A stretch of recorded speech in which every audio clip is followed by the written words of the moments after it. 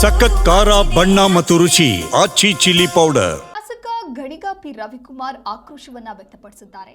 ಕನ್ನಡ ಕಾವೇರಿ ಒಂದೇ, ಕನ್ನಡದ ಉಳಿವಿಗೆ ಮಂಡ್ಯದ ಕೊಡುಗೆ ದೊಡ್ಡದು.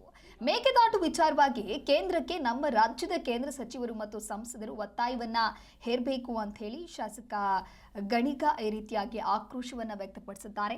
ಮೇಕೆದಾಟು ಪ್ರಾಧಿಕಾರವನ್ನ ರಚನೆಗೆ ಸರ್ಕಾರ ಸಿದ್ಧ ಇದೆ, ಎಂಪಿಗಳು ದೆಹಲಿಯಲ್ಲಿ ನಿಷ್ಕ್ರಿಯರಾಗಿದ್ದಾರೆ ಅನ್ನುವಂಥ ಆರೋಪವನ್ನ ಮಾಡಿದ್ದಾರೆ.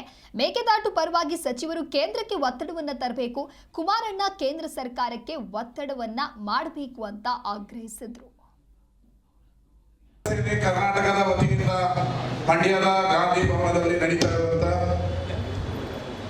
ಕನ್ನಡ ರಾಜ್ಯೋತ್ಸವದ ಕಾರ್ಯಕ್ರಮದ ವೇದಿಕೆ ಮೇಲಿರುವಂತಹ ನಿವೃತ್ತ ನ್ಯಾಯಾಧೀಶರು,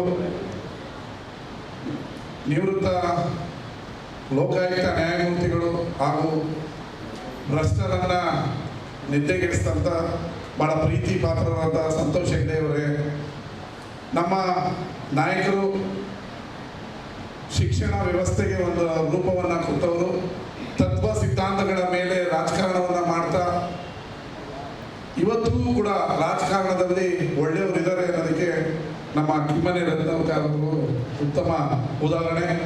ಅವರು ಕೂಡ ಕಾರ್ಯಕ್ರಮಕ್ಕೆ ಬಂದಿದ್ದಾರೆ.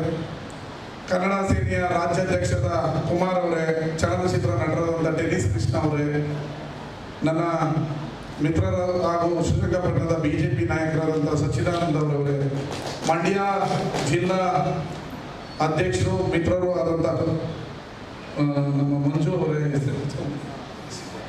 ದುಬೈನಲ್ಲಿ ಕನ್ನಡ ಕಂಪನ್ನ ಮಾಡಿದ ಹಲವು ಸಂಘಟನೆಗಳಲ್ಲಿ, ಕನ್ನಡ ಸಂಸ್ಥೆಗಳಲ್ಲಿ ಕನ್ನಡ ಚಿತ್ರವನ್ನು ದುಬೈನಲ್ಲಿ ಲಾಂಚ್ ಮಾಡ್ತಾ ಇರುವಂಥ ಪೀಟರ್ ಅವರೇ, ಅಭಿಷೇಕ್ ಅವರೇ, ಮಂಜಣ್ಣ ಅವರೇ ಹಾಗೂ ವೇದಿಕೆ ಮೇಲಿರುವಂಥ ಎಲ್ಲ ಗೌರವಾನ್ವಿತ ಅತಿಥಿಗಳೇ, ತಾಯಿಗಳೇ, ಕನ್ನಡ ಪ್ರೇಮಿಗಳೇ, ಮಂಡ್ಯದಲ್ಲಿ ಕನ್ನಡ ರಾಜ್ಯೋತ್ಸವ ಆಚರಿಸೋದು